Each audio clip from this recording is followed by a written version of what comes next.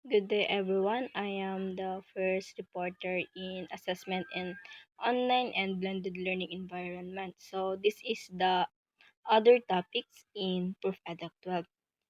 So I am Julu Tumbado, and before that, we come now first in prayer muna po.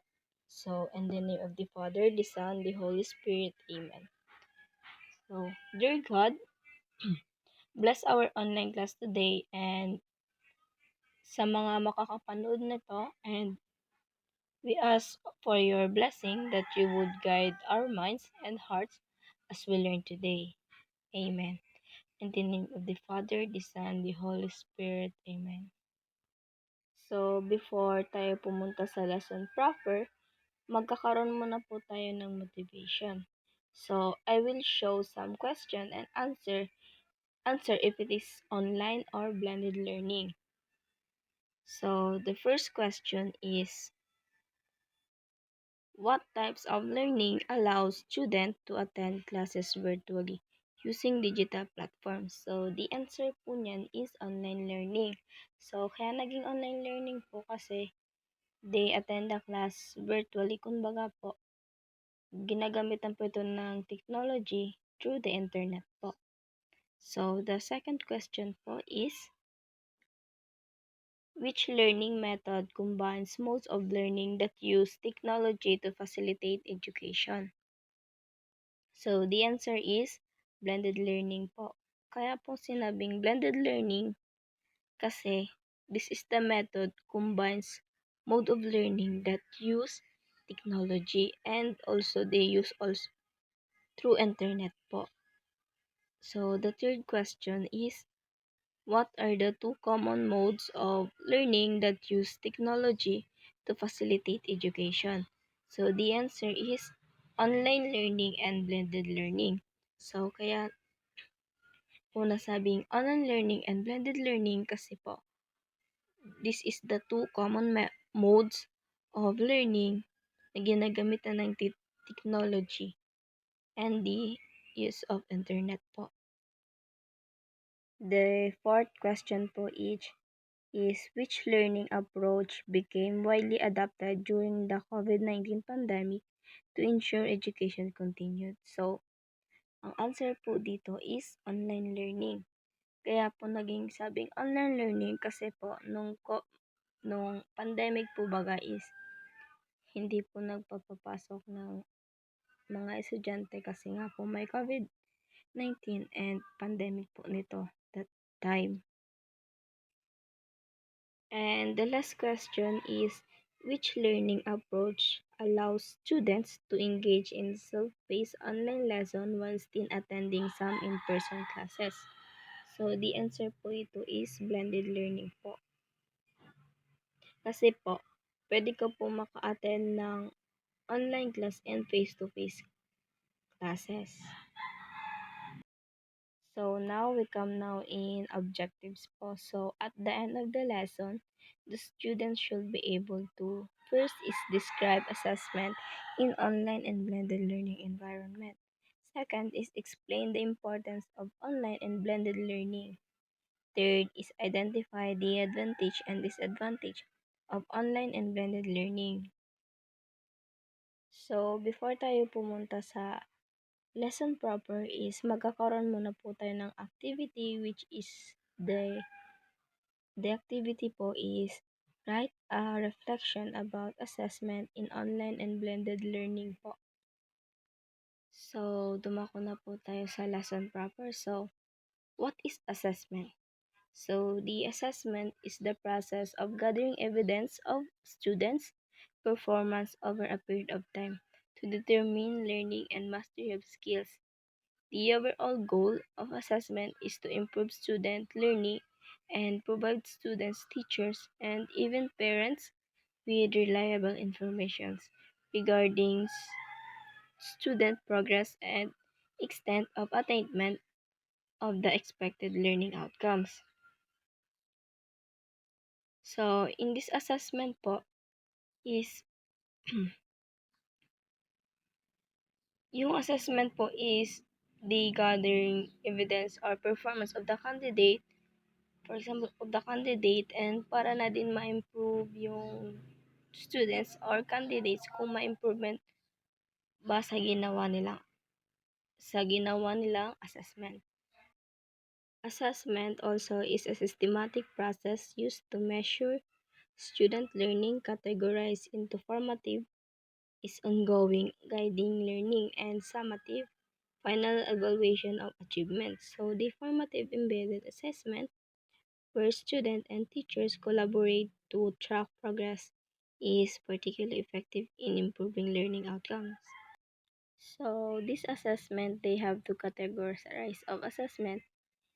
First is formative and summative. And formative po is ongoing pa lang, kumbaga po is process ka pa lang sa ginawa mong assessment. And yung summative naman po is after the assessment is yung final evaluation na tapos ka na po sa sa assessment mo, and upon check-in na lang kung tama ba yung ginawa mong assessment po. Online and blended learning. Online learning refers to education where all course content and activities are delivered entirely through the internet, allowing students to access materials and interact with teachers remotely, while blended learning combines online components with traditional face-to-face classrooms instruction. In online learning po is ginagawa ito through internet. Diyan lahat ginagawa po ang activity and other matters na pwede pang online, gaya na lang po 'pag nagmi-meet tayo virtually, doon nagre-reporting ng mga discussion po and discussion na naka-assign sa'tin. And blended learning is puwedeng mag face to face or online po. Designing an online learning environment. So, designing an effective online learning environment involves setting clear learning objectives, aligning activities and assessments with these goals, and providing meaningful feedback. Using frameworks like Bloom's taxonomy or Anderson and Kraftwerk's model helps structure learning outcomes. A well-structured syllabus should explicitly outline these elements, ensuring a cohesive and engaging online courses. So, in this designing learning is para maging epektibo or maganda ang online learning is we need to dapat alam ng teacher or student kung ano ang mga inaasahan nilang matutunan sa lesson na yun. And also sa pagbibigay ng feedback sa candidate or students, dun po nila nilalaman kung saan ba pwede nilang i-improve pa sa assessment or activities na ginagawa nila. Also, they also use Bloom's taxonomy or Anderson Kraftwerk to guide on how to create objectives or learning outcomes. Next is critical differences in learning environment. So, critical differences in learning presents the challenges such as the inability to read students, nonverbal causes, and a lack of community. Conduct early formative assessment to evaluate students' skills, technological readiness, and understanding, fostering a sense of community through asynchronous collaboration tools and active instructor participation enhances engagement and learning outcomes. So, dito naman po is in online learning may mga challenges po like sa hirap mabasa ang body language ng students at kung sa sense of community po. To address this is kailangan nila ng early formative assessment para naman malaman ang skills or readiness and understanding ng student or candidates. Is makakatulong din ang paggamit ng asynchronous tools like discussion boards or group chats, and kailangan ng active participation ng teacher para mas gumanda ang learning outcomes ng candidate or ng students po. Next is the Learning Management System or LMS po, a software platform that allows organizations to create, deliver, manage, and track educational courses, training programs, or learning and environment initiatives, essentially providing a centralized hub for online learning where users can access course materials, take assessments, and monitor their progress po. So, this LSM po this is a software na ginagamit para sa paggawa ng mga online platforms. Also, dito nakakakuha ng learning materials like quizzes at pwedeng i-check ng learners kung ano na ang progress nila. Next is the discussion or collaboration tools. So, discussion collaboration tools refers to digital platforms or applications that enable student and teacher to interact, share ideas, work in projects together, and communicate remotely, facilitating collaborative learning experience within an online courses environment. So, the discussion collaboration tools po ay may mga mga digital platforms or apps na ginagamit ng teachers at students para po makipag-communicate and mag-share ng mga ideas po.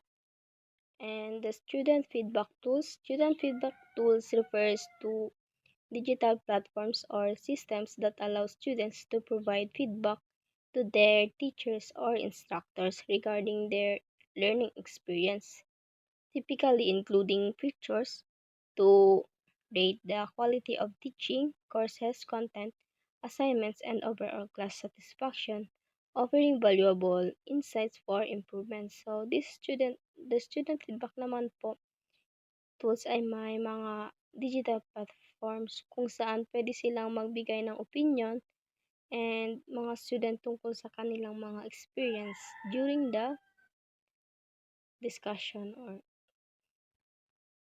so we come now in advantage of online learning is first is efficiency, second is accessibility of time and place, third is affordability, and fourth improve students attendance. So yung efficiency naman po is mas mabilis ito at magandang online setup dahil madali nang ma-access ang mga learning materials and makapag-submit ng requirements at magbigay ng feedback. Hindi na rin kailangan pumunta pa sa school para magpasa ng mga activities. So, yung accessibility of time and place naman po is pwedeng mag-aral si student kahit saan at kahit anong oras basta po may internet. And also, nakakatulong ito lalo na sa mga may malalayong tirahan or may ibang mga responsibilidad sa bahay o kung saan pa man.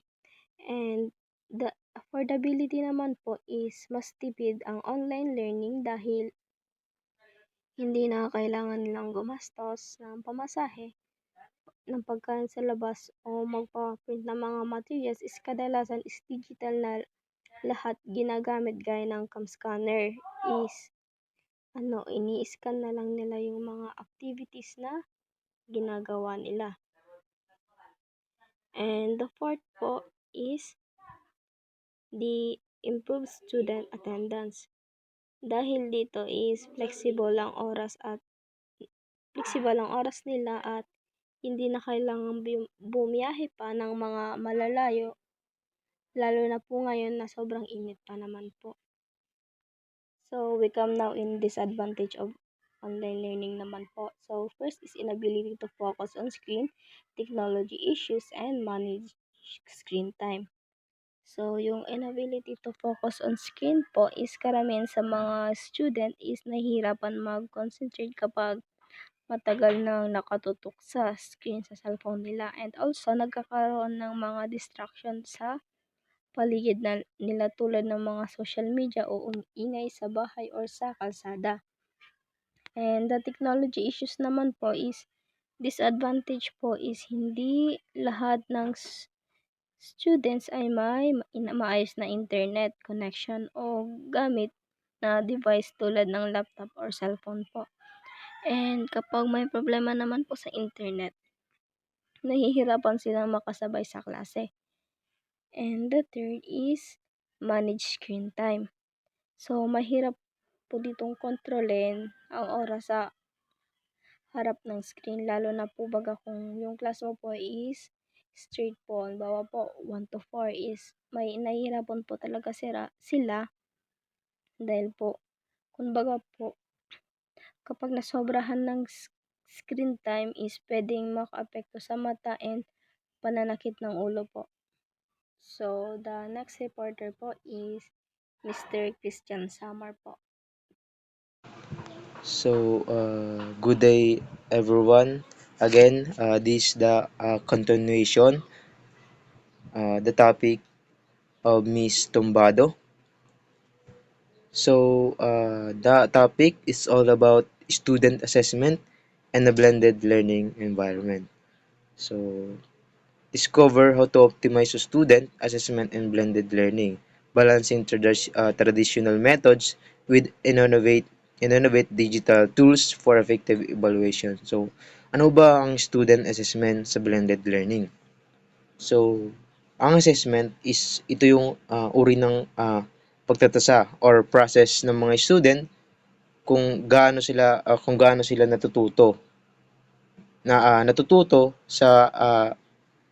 sa gawaing paaralan. So ito naman yung blended learning is ito yung uri ng mga pinagsamang online. Pwede na tayong matuto sa mga online tulad ng mga video, tumingin lang tayo ng mga video is natututo na tayo. Yun yung blended learning.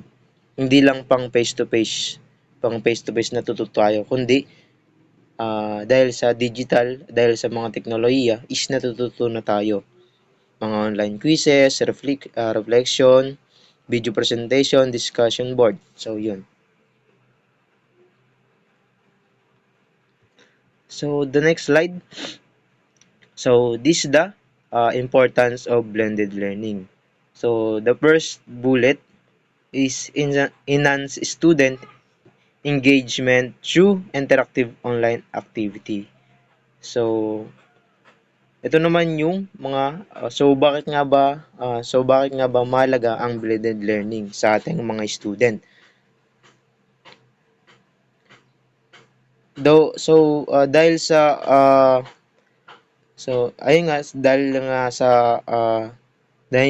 blended learning is mas lalong natututo yung mga student, mas nakakaengganyo matuto dahil sa multimedia, mga video, mga games or etc. is natututo na yung mga student kahit sa simpleng video lang is natututo na. So the second bullet is personalized learning experience cater to individual needs. So ito daw yung mga flexible. Pwede daw tayong matuto kahit nasa bahay lang.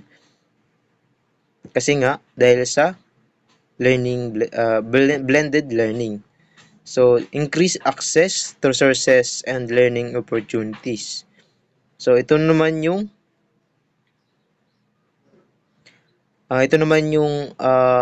for example, hindi natin naunawaan yung tinuro sa atin ng guro natin. Is dahil sa blended learning is isang search mo lang yon sa Google is malalaman mo na. So the next slide. Reviewing assessment in online and blended flipped classroom.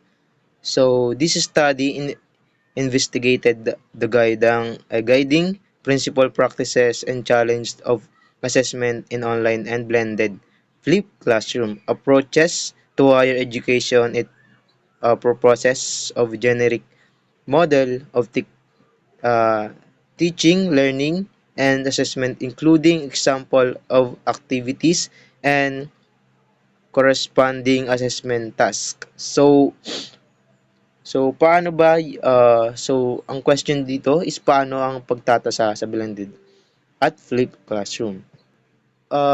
Sa flipped classroom, kumbaga yung mga student bago sila pumasok sa paaralan, for example, may mga may mga quizzes, may mga exam is ah pwede silang aralan muna yung aralan muna pag-aralan muna yung mga exam bago sila pumasok sa klase. And kung papasok na sila sa klase is alam na nila, handa na sila kung yung mga handa na sila yung mga sagot. So yun po. Ito rin yung mga reviewing assessment and online and blended flipped classroom.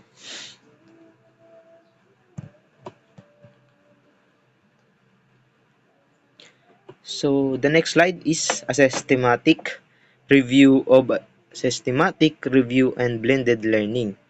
So this study conduct a systematic review on blended learning, identifying trends, gaps, and future direction, and emphasize the importance of integrating digital tools effectively into the learning process. So, ano ang sinasabi ng mga review sa blended learning? So, pinag-aralan daw 'to ng mga expert kung ito ba ay nakakabuti, kung ito ba ay nakakabuti sa mga student. Uh, epektibo daw yung blended learning, pero kailangan ng tamang paggamit. Kung ginagamit mo naman 'to sa mali, kung ito yung sanhi ng pagkodigo mo, itong blended learning is mali. And dapat may malinaw na ugnayan. Dapat yung may malinaw na kaugnayan sa pagitan ng online at face-to-face activities. So kailangan din natin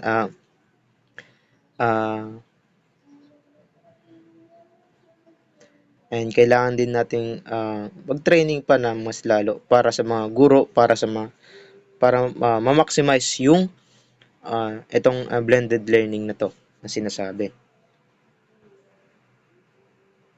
So the next, blended learning, the new normal and emerging technologies. So this study addresses several outcomes, implication, and possible future direction for blended learning in the higher education, highlighting the role of emerging technologies and enhancing assessment practices. So, blended learning bilang new normal. So, sabi dito. So, ngayon na panahon is marami ng teknolohiya, lalong lumalawak na yung paggagamit ng mga artificial intelligence or AI, virtual reality, and learning analysis. And ito, ginagamit lang itong mga artificial intelligence ito or virtual reality is to understand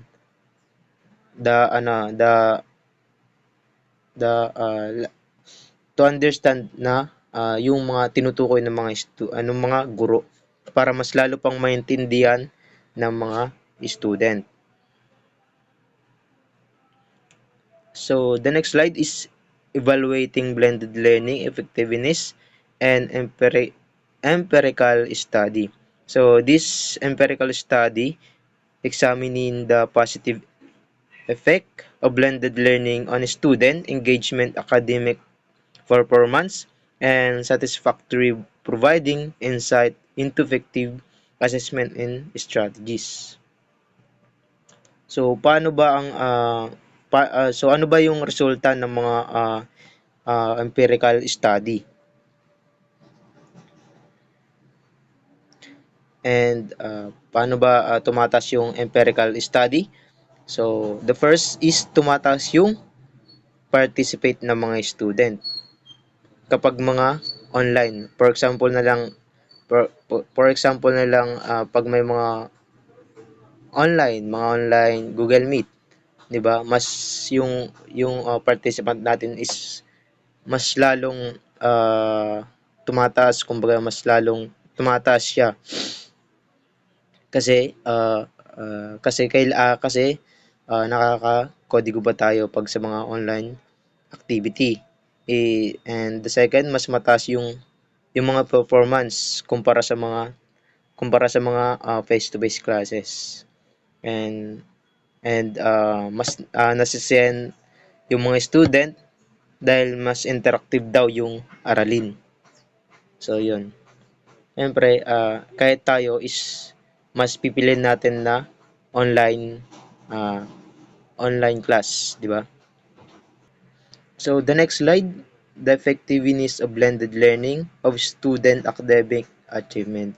So, this study investigated investigates the effectiveness of the flex model of blended learning in teaching mathematics, focusing on improvements in student academic achievement, self-study, skill, and learning attitudes.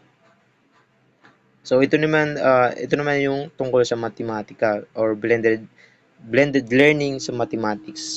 So ang subject na matematika is isang pinakamahirap na subject, di ba po? And dahil sa blended learning is kahit na mahirap yung subject, kahit na mahirap yung mathematics, is dahil sa blended learning is mas gumagaling ang mga student. Nagkakaroon din sila ng positibong salubin sa pag-aaral, natutong mag-aral ng mag-isa or self-learning, kumbaga, dahil sa blended learning. So, dumako naman tayo sa advantages of learning and blended learning. So, the advantages is flexible in learning schedule.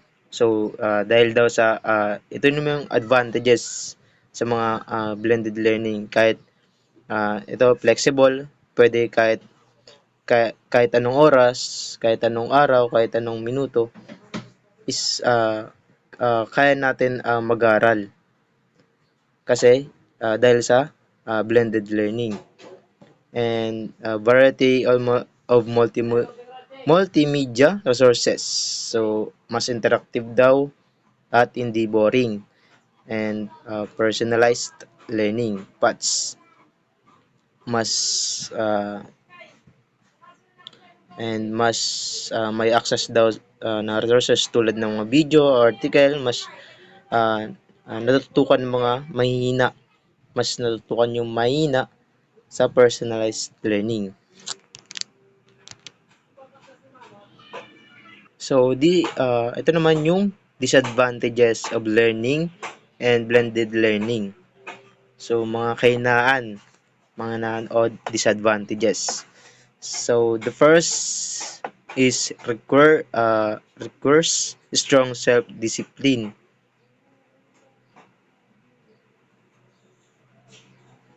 And dito naman is dahil sa blended learning raw nawawalan ng self-discipline. Kumbaga kung walang guro is kung walang gurong nagbabantay, siyempre yung discipline is nawawala, kumbaga. And technical issue and internet dependence. So, internet dependence kapag mahina daw yung signal is problema. Kasi nga, nagagamit na yan ng teknolohiya or blended learning and limited social interaction. Kaunti na yung mga face-to-face. Hindi tulad ng dati is more face-to-face tayo. Ngayon is puro na online activity, online class. Wala nang face-to-face. Kumbaga, unti na lang yung face-to-face. The last challenges in monitoring and assessment. Mas mahirap daw mag-monitor and mas nahihirapan daw mag-monitor yung mga guro kasi nga hindi natin alam kung nakikinig ba sa online class. Ano po? So, the next slide is clarification. If none, so that's all. So hanggang dyan lamang po ang aming topic and salamat. Thank you for listening.